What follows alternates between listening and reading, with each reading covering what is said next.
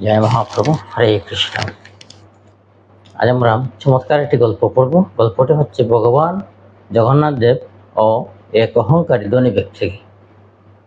1727 খ্রিস্টাব্দে দক্ষিণ ভারতের হায়দ্রাবাদ শহরে ধনঞ্জয় মেহতা নামে এক অত্যন্ত ধনী ব্যক্তি বাস করতেন। সে তার ধন সম্পদের জন্য অত্যন্ত গর্বিত ছিল। যদিও ব্যক্তিগতভাবে সে ভগবান জগন্নাথ দেবের ভক্ত ছিল না, কিন্তু পুরীধামের জগন্নাথ মন্দিরের বিভিন্ন অলৌকিক মাহাত্ম্য শ্রবণ করে সে পুরীধাম দর্শন করার ইচ্ছা জাগল। আর তাই সে সপরিবারে একবার পুরীতে বেড়াতে এলো। সেখানে সে কাঠ দ্বারা নির্মিত জগন্নাথ, বলদেব ও সুভদ্রা মহারানীর বিগ্রহ দেখে সে চ্যালেঞ্জ জানালো যে মন্দিরে প্রতিদিন 3 বার ভোগ হয়। ধনঞ্জয় মেহতা সকল তীর্থযাত্রী জনসাধারণের সামনে ঘোষণা করল যে আমি জগন্নাথ দেবকে 1 লক্ষ টাকা দান করব, কিন্তু শর্ত হচ্ছে ওই 1 লক্ষ টাকা দিয়ে একবার মাত্র এবং একটি আইটেম ভোগ নিবেদন হবে। একবারই জগন্নাথ দেব ভোগ নিবেদন করবেন। এই শর্ত যদি মন্দির কর্তৃপক্ষ রাজি হয়, তাহলে সে 1 লক্ষ টাকা মন্দিরে দান করবে। সেই সময় শাকসবজি এবং ফল খুবই সস্তা ছিল। 100 টাকা সবজি 1 মাস যেত। সেই সময়ে আজ থেকে প্রায় 200 বছর, 300 বছর পূর্বে 300 বছর পূর্বে কিভাবে 1 লক্ষ টাকার দ্রব্য সামগ্রী দিয়ে এক বেলা মাত্র জগন্নাথ দেবের পূজন হবে, তা সত্যি একটি অকল্পনীয়। কারণ সেই সময় সবগুলো দ্রব্য সামগ্রীর মূল্য ছিল হাতের নাগালে। এমত অবস্থায়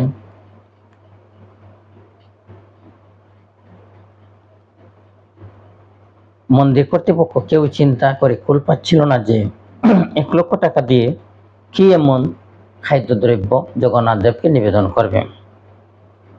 বিষয়টি বিখ্যাত জগন্নাথ মন্দির পূজারীদের কাছে এক বিরাট সমস্যা হয়ে দাঁড়ালো। এক তথাকথিত ভক্তের এমন চ্যালেঞ্জিং মনোভাব দর্শন করে তারা নিশ্চিতভাবে ব্যথিত হয়েছিলেন। পুরোহিতগণ আলোচনা করছিলেন যে কিভাবে এই সমস্যার সমাধান করা যায়, কি করা উচিত, কি দিয়ে ভগবানের ভোগ নিবেদন করা হবে। নাকি ওই ব্যক্তিকে কি ওনারা অনুরোধ করবেন যে আপনি এত টাকা না দিয়ে অল্প টাকা দেন জগন্নাথ দেবকে, যা দিয়ে জগন্নাথ দেবের ভোগ নিবেদন করবো আমরা। এই বিষয়গুলো নিয়ে যখন পূজারীদের মধ্যে আলোচনা হচ্ছিল এবং কোন সিদ্ধান্তে উপনীত হওয়া সম্ভব হচ্ছিল না, তখনই ওনাদের মধ্যে একজন বললেন, যে যিনি প্রধান পুরোহিত ছিলেন, ওনাকে বললেন যে আমরা সিদ্ধান্ত নিতে পারি যে আমরা সবাই মিলে সমবেতভাবে জগন্নাথ দেবকে বিষয়টি নিবেদন করব।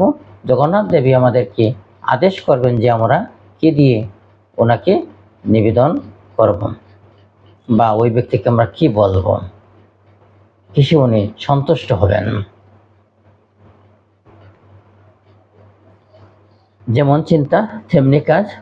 ওনারা সকল পূজারী বৃন্দ একত্রিত হয়ে জগন্নাথ প্রভুকে গিয়ে নিবেদন করলেন যে হে প্রভু, এই যে ধনঞ্জয় মেহতা নামে যে ধনী ব্যক্তি, উনি আপনাকে বা আমাদেরকে চ্যালেঞ্জ দিয়েছেন যে আমরা 1 লক্ষ টাকা দিয়ে একটি মাত্র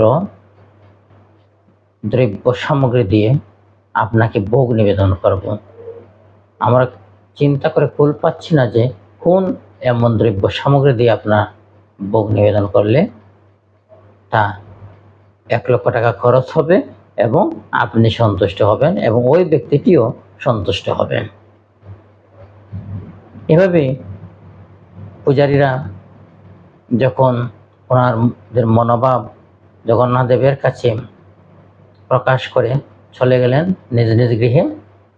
রাতের বেলা প্রধান পুরোহিত স্বপ্নাদিষ্ট হলেন যে তোমরা ওই ভক্তকে গিয়ে বলবে যে জগন্নাথ দেব তেমন কিছুই চান না, জগন্নাথ দেব চান একটিমাত্র পান, এবং ওই পানে যে সুপারি দেওয়া হবে ওই সুপারি হতে হবে মুক্তা মিশ্রিত, এবং এই মুক্তাটা হবে হাতির মাথার পেছনে যে মুক্ত তৈরি হয় ওই মুক্ত মিশ্রিত হতে হবে। তাহলেই প্রভু জগন্নাথ এটা গ্রহণ করবেন। যখন পুরোহিত বৃন্দ এই স্বপ্নাদিষ্ট হলেন, তখন ওনারা সেই ধনী ব্যক্তি ধনঞ্জয় মেহতার কাছে গিয়ে বললেন যে আমরা আপনার ভোগের ব্যবস্থা করতে পেরেছি, জগন্নাথ দেব আপনার কাছে তেমন কিছুই চান না, চেয়েছেন শুধুমাত্র একটি পান এবং সুপারি, এবং এই সুপারিটি হবে হাতির মাথার পেছনে মানে কপালের পেছনে যে মুক্ত তৈরি হয় ওই মুক্ত মিশ্রিত সুপারি দিতে হবে জগন্নাথ দেবকে। জগন্নাথ দেব তেমন কিছুই আপনার কাছে চান নাই। যেই ধনী ব্যক্তি সেই ধনঞ্জয় মেহতা এই কথাটি শুনলেন, তখন যেন মাথায় বজ্রবৃষ্টি হতে লাগলো।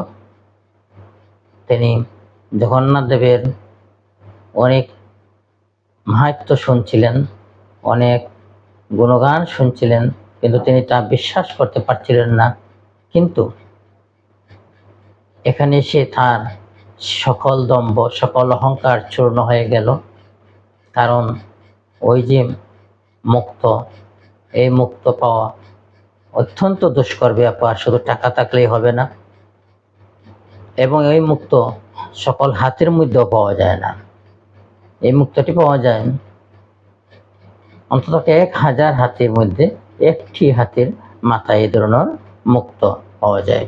এখন এই মুক্ত পেতে হলে ওনাকে অনেকগুলো হাতি হত্যা করতে হবে এবং কিনতে হবে, ক্রয় করতে হবে। এই হাতিগুলো ক্রয় করে অনেকগুলো হাতি হত্যা করতে হবে।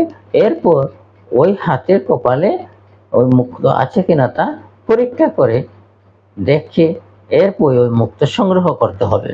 তা অত্যন্ত ব্যয়বহুল এবং কষ্টকর বিষয়। তিনি বুঝতে পারছিলেন যে জগন্নাথ দেব তার দম্ভ সকল অহংকার চূর্ণ করার জন্যই এমন বিষয়টি বলেছেন, এবং এখানে যে সাক্ষাৎ প্রভু জগন্নাথ দেব বিরাজিত তিনি তা বুঝতে পারলেন। সাথে সাথে তিনি জগন্নাথ মন্দিরে দৌড়ে প্রবেশ করলেন। তার পিছু পিছু অনেক লোকজন আসলো যে কি হয়েছে তা জানার জন্য। যখন তিনি জগন্নাথ দেবের কাছে আসলেন এবং তার পায়ের জুতো, টাকার ব্যাগ সব কিছু ছুড়ে দিয়ে তিনি জগন্নাথ দেবের কাছে আত্মসমর্পণ করলেন এবং ক্ষমা প্রার্থনা করলেন যে হে প্রভু, আপনি আমার কাছে তেমন কিছুই চাননি, আপনি আমার কাছে চেয়েছেন শুধুমাত্র একটি পান, কিন্তু এই পানটি দেওয়ার ক্ষমতাও আমার নেই। কিসের অহংকার আমার, কিসের এত ধনের সম্পদ, প্রভু আপনি আমাকে ক্ষমা করুন। এই বলে ধনঞ্জয় মেহতা বারবার জগন্নাথ দেবের কাছে ক্ষমা প্রার্থনা করলেন। এভাবেই তার সকল দম্ভ চূর্ণ হয়ে গেল। আসলে ঈশ্বর বা জগন্নাথ জগতের না, তিনি তার কাছে এইসব টাকা পয়সা কোনো কিছুই নয়, 1 লক্ষ টাকা তো কোনো বিষয় নয়।